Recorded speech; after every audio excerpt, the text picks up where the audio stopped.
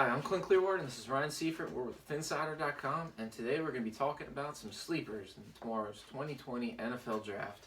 Now, I got two wide receivers and a corner that immediately come to mind when I think that are going to add a tremendous amount of value in rounds 2, 3, 4, possibly even 5. The first one I want to talk about is Van Jefferson, wide receiver from Florida.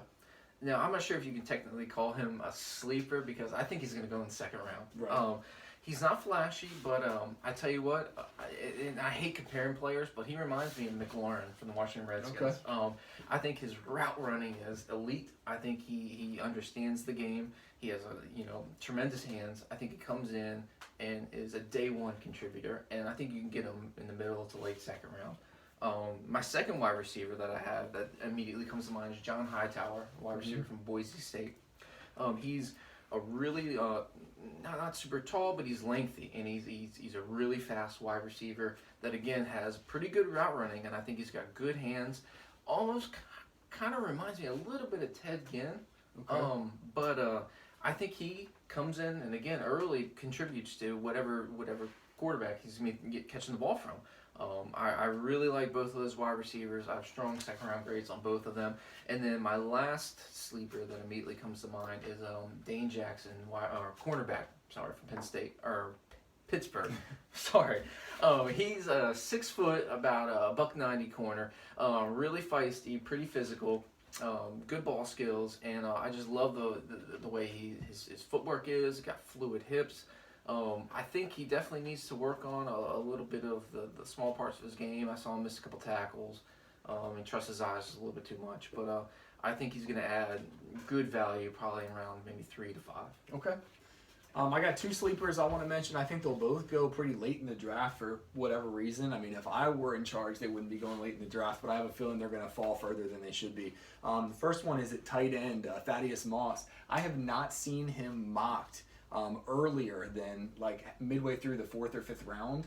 That's where I've been seeing him. I think he deserves to go well before that point. I also have been seeing every mock draft take 7 to 8 tight ends before him.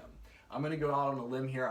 Call me crazy. I would say that he is the best tight end in the whole draft this year. I would take him as number 1. That's a bold statement. I know it is, but I look at How him. early would you take him? I would take him, end of the first round, early second round. That's how early I think he deserves to go. That's pretty rich for me. He's got great hands. He reminds me a little bit of Jordan Reed, but I'd say he's even more physical than Jordan Reed was for the Redskins. I think he's possibly even a better blocker. I think he has a combination. He's definitely a better blocker. He is. Yeah. He has a combination of quickness and toughness, and that's rare to see both of those. Usually quick and tough aren't going together. For him, it's he's both.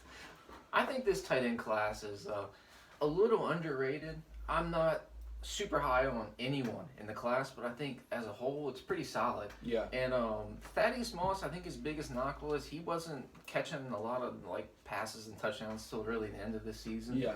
And so we look at all the wide receivers that LSU had there around him. He could go to a team in the NFL that's not like that, and he could be utilized immediately. Look at the Eagles with Zach Ertz; they depend on that man. Yeah. If you put Thaddeus Moss on a team where they need him and they're getting the ball to him, he steps up when the ball's thrown his way. He just needs the target. It's not a bad pick at all. And his father's Randy Moss. I know. Does it get better than that? Come on.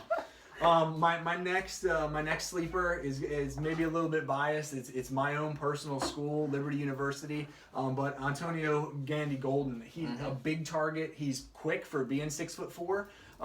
Great threat in the end zone. So again, might be a little bit biased that he came from my school, Liberty University, but I like him. Even though it's a small school, Rashad Jennings had success coming from there, so it can be done. And Liberty depended on him in many games, and he stepped up. He carried that team on his shoulders. Well, I tell you what, one of the first things I ever learned, and when getting into scouting and scouting players, you don't scout the school, you scout the player. Right. And he's got size, he's got tremendous hands. There's definitely a couple highlights that you draw jobs. Right. And so, I think it's a great pick, and I think he's going to be available anywhere from rounds 2, 3, 4, or even 5. Right. I've seen this him wide receiver class is unbelievable. I saw a stat that Daniel Jeremiah from the NFL.com has, I want to say 27 the wide receivers ranked in the first 3 rounds. And in a normal draft, you have like 30 wide receivers drafted total. Right. Like this wide receiver class is It's crazy. It is. And so, in a normal draft, he might be a high second round pick, but in Right. this draft, he might be a third, fourth Uh-huh. round pick.